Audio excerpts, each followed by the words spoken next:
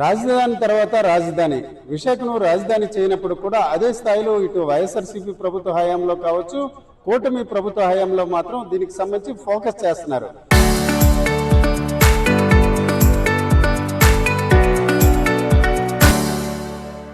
అయితే ఇతర పరిస్థితులు ఏ రకంగా ఉన్నప్పటికీ ఇక్కడ భూములు మాత్రం ఒకసారిగా కాకులు గద్దలు ఎత్తుకుపోయిన రీతిన ఎగిరిపోతున్నాయి. నిజానికి చూసుకుంటే ఇటీవల కాలంలో చూసుకుంటే ఇటు సింహాచలం భూములు కావచ్చు, రెవెన్యూ భూములు, ఇనాం భూములు, చివరికి బీఫామ్ ల్యాండ్స్ కూడా ఆనందపురం, సింహాచలం, అడవరం పరిసర ప్రాంతాల్లో పెద్ద ఎత్తున కూడా ప్రభుత్వ భూములు అన్యాక్రాంతం అవుతున్నాయి. ఈ దశలో ఈ ప్రాంతానికి చెందిన జనసేన మాజీ కార్పొరేటర్ మూర్తి యాదవ్ ఉన్నారు. ఒక అంశానికి సంబంధించి ఏదైతే సర్వే నెంబర్కి సంబంధించిన 26, 27 ముడుసర్లోకి సంబంధించిన అంశంపై ఒక రకంగా ఈ రోజు ఆయన జీవీఎంసీ కమిషనర్ కి ఫిర్యాదు ఇచ్చారు.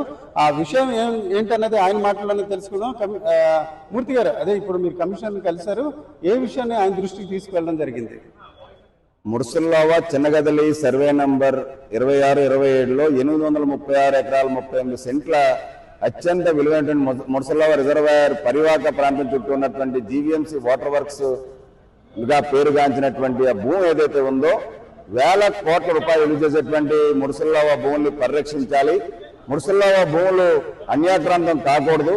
వాల్టా చట్టాలని, అలాగే ఏదైతే సుప్రీంకోర్టు, హైకోర్టు ఆదేశాలని తొంగలోకి తొక్కి ఇవాళ పూర్తిగా అక్కడ చట్టవిరుద్ధంగా అక్కడ నదీ పరివాహక ప్రాంతం చుట్టూ వాల్టా చట్టాలను కూడా వీళ్ళు తొంగలోకి తొక్కి అక్కడ పనులు అక్రమంగా చేపడుతూ ఉన్నారు. కాంక్రీట్ జంగల్ అన్నది చేయకూడదు. ఏదైతే ఇప్పుడు ముర్సుల్లావా రిజర్వాయర్ ఉందో, రిజర్వాయర్ కి పక్కన ఉన్నటువంటి బిఆర్టీఎస్ రోడ్డు పక్కన ఉన్నటువంటి ఈ భూమి ఇదంతా కూడా జీవీఎంసీ వాటర్ వర్క్స్ చెందినటువంటి భూమి. ఇది జైల్ గేట్.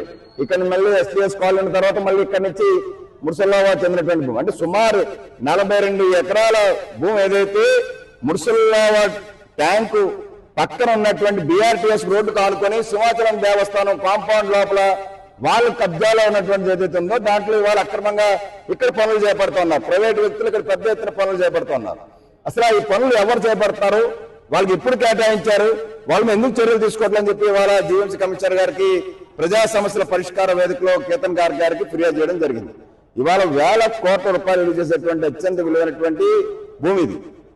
జలధార జలహారతి పేరుతో భారతదేశ వ్యాప్తంగా నరేంద్ర మోడీ గారు, అలాగే చంద్రబాబు నాయుడు గారు, పవన్ కళ్యాణ్ గారు పెద్ద ఎత్తున నదీ పరివాహక ప్రాంతాలని వేల కోట్ల రూపాయలు పెట్టి మనం సంరక్షించుకోవాలని చెప్పి చేస్తున్నటువంటి పనులు ఏవైతే ఉన్నాయో అవన్నీ జరుగుతున్నప్పుడు ఇదే తరుణంలో ముర్సుల్లావా రిజర్వాయర్ చుట్టూతా ఇక్కడ ఏదైతే కబ్జాల పర్వం కాబోతా ఉందో, ఏదైతే ఇక్కడ కాంక్రీట్ జంగల్ కాబోతా ఉందో, ఏదైతే కొండవాడ ప్రాంతం నుంచి వచ్చేటువంటి నీళ్లు ముర్సుల్లావా రిజర్వాయర్ లోకి వెళ్లకుండా వీళ్ళు ఏదైతే కాంక్రీట్ జంగల్ చేసేసి మొత్తం అంతా కూడా వాల్టా చట్టాలను వీళ్ళు తొంగలోకి తొక్కుతా ఉన్నారు.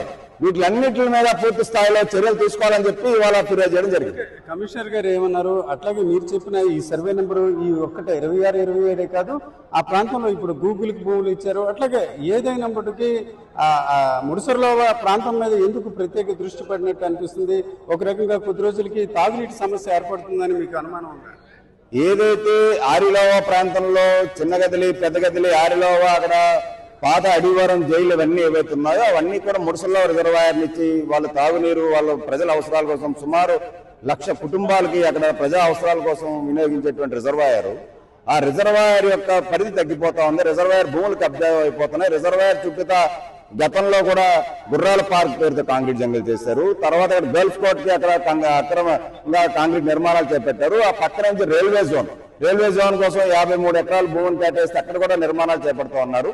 అంటే రిజర్వాయర్ పరివాహక ప్రాంతం ఏదైతే చుట్టూతా ఉందో అక్కడ ఎటువంటి నిర్మాణాలు చేపట్టకూడదని చెప్పి దేశ అత్యున్నత న్యాయస్థానం సుప్రీంకోర్టు ఆదేశాలు, రాష్ట్ర అత్యున్నత న్యాయస్థానం హైకోర్టు ఆదేశాలు ఉన్నప్పటికీ కూడా పెద్ద ఎత్తున ఇక్కడ నిర్మాణాలు చేపట్టడం సబబు కాదు. ఆ భూమిని పరీక్షించాలి. నదుల్ని, మనం నదీ పరివాహక ప్రాంతాలని, మంచినీటిని, తాగునీటిని విశాఖ ప్రజలకు అందించేటువంటి ఆ ప్రాంతానికి అందించేటువంటి ప్రాంత ప్రజలకు ఎటువంటి ఇబ్బంది కలిగించకుండా, భావితరాలకి నీటి నిల్వలు లేకుండా మనం అలాంటి చేయకూడదని చెప్పి మనం వాళ్ళు డిమాండ్ చేయడం జరిగింది. ఇది ఈరోజు చూసుకుంటే సేవ్ ముడుసర్లోవా అనే ఒక గతంలో చాలా కాలంగా ఇతనితో పాటు మరికొందరు ప్రజా సంఘాలు కూడా పోరాటం చేస్తున్నాయి. ఈరోజు చూసుకుంటే సర్వే నెంబర్ 26, 27లోని కూడా ఈ రకంగా దాదాపు 40 ఎకరాల భూమి ఎవరికి కేటాయించారన్న అంశం పక్కన పెడితే ఇప్పుడు ఆ రిజర్వాయర్లు ఒక రకంగా 7 రిజర్వాయర్ల ద్వారా విశాఖ నగరానికి తాగునీరు అందుతుంది. అందులో ఒకటి ఈ ముడసర్లో రిజర్వాయర్. దీనికి ఈ ప్రాంతంలో ఇటీవల వరుసగా రైల్వే జోన్ కు సంబంధించి కావచ్చు, గూగుల్ డేటా సెంటర్ కి అలాగే ఇతర అవసరాలకు భూములు కేటాయించడం ద్వారా నీటి ఏదైతే నీరు వచ్చే మార్గాలు కూడా పూర్తిగా మూసుకుపోయి తర్వాత క్రమంలో నష్టం కలిగే అవకాశం ఉంటుందని ఇప్పుడు మూర్తి యాదవ్ అభిప్రాయపడమే కాకుండా దీనికి సంబంధించి కమిషనర్ కూడా ఫిర్యాదు చేయడం జరిగింది. కెమెరా పర్సన్ తిరుపతితో రామచంద్రరావు, RTV, విశాఖపట్నం.